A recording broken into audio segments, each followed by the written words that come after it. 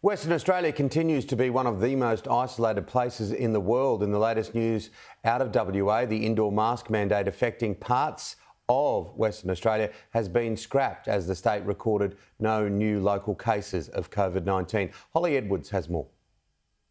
Masks on, masks off.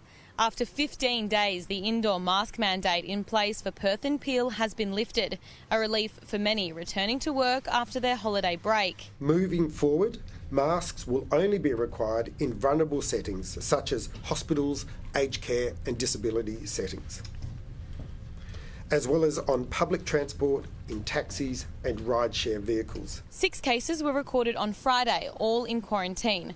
3 are interstate arrivals and 3 have come from overseas. This week, 2 workers at separate quarantine hotels have tested positive to the Omicron variant. 1 household contact tested positive on Thursday, the state's first community case of the highly contagious strain. This is undoubtedly concerning. I want to assure everyone there was only a short time that the household contact could have potentially been infectious in the community. Investigations are still ongoing to determine how each worker contracted the Omicron variant. Every jurisdiction in the country, except the Northern Territory, has been classed as extreme risk, meaning all arrivals must quarantine at a hotel.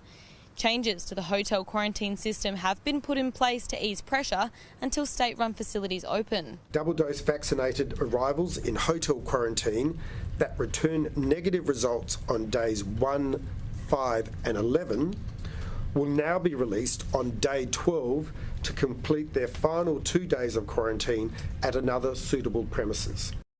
WA's delayed reopening was to ensure as many people as possible were double and now triple vaxxed, as well as to learn from the spread in other states. Western Australia has a unique setting. We are an isolated community, which is the reason why, in addition to contact tracing, quarantining, isolation and testing, that our borders have provided a vital part of our response. Just 3 weeks out from the state's borders opening, there are doubts about how WA will look post-February 5. And we'll have some minimal restrictions to begin with, but it will really depend, 7th of January, we've still got 3 weeks.